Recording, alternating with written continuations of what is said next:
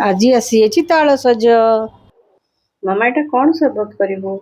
अरे एटा पर हबो मगु मगु सरबत तालसजरे देखिबो। मगु मगु केमिति हबो? अरे ये तालसजटा को चुन चुन करके काटिले एई जेलीटा एटा पूरा मगु मगु माने जेमते स्क्वायर स्क्वायर रहैनि कि जूस रे सेमिति रहइबो। देखिबो मु केमिति बनौची आगो को देख। अच्छा ए देख मु केमिति चुन चुन करके काटुची देख। एगुडा को सरबत रे पड़िबो बुझिलु। आ सहित पौड पानी देले एई टाइप रो स्क्वायर स्क्वायर मु काटुची देखिने एइरा एइरा एइरा सब मगु मगु परि लागिबो।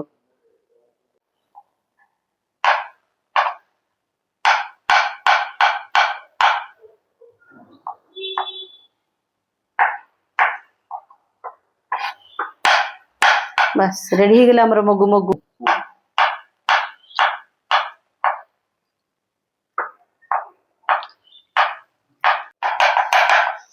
पूरा जेली भळा हिची ना देख। वाओ लागुची ना नहीं बढ़िया देखा होची। एबे ग्राइंडर जार नै गली एइथिरे दीटा मु काटिची छोट छोट करके आउ दीटा बड़ बड़ तालसज रखीची। एई दीटा हमें पौड पानी देकी उडे जूस करबा ग्राइंडिंग करके हला। हे देख पौड पानी ढाल देली।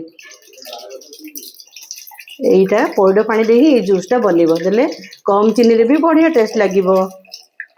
ए जो पौडर देख ए जो पौडर बाहरला ए जो नालीटा भी एइथिरे पड़ी के ग्राइंडिंग हबो। एई नालीटा पड़ी के ग्राइंडिंग हबो।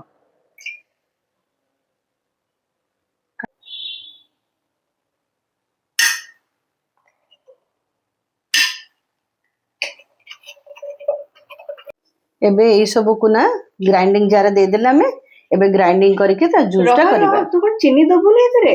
अरे एटा पूरा पौड नाली वाला पौड आ केते तो केते मीठा पानी अछि आ काई चीनी दबा अनहेल्दी काई करबा हेल्दी ड्रिंक पर हमरो बुझिलो। हां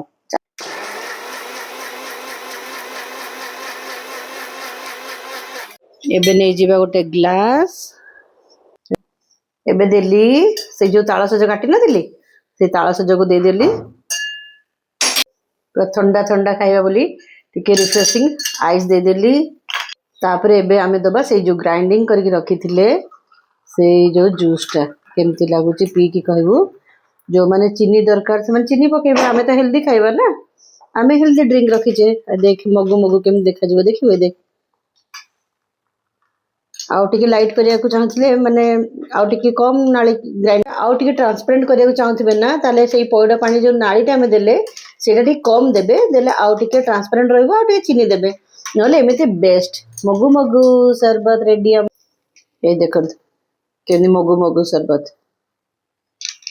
तालसज जदी एते सुंदर हमर तो हेई परछु उडे ड्रिंक आमे खाइ परछु काहे कि हम कोल्ड ड्रिंक सब पीबु बाहर रो ने एबे ट्राई कर केमती लागुची को मगु मगु ड्रिंक। Thank you mama.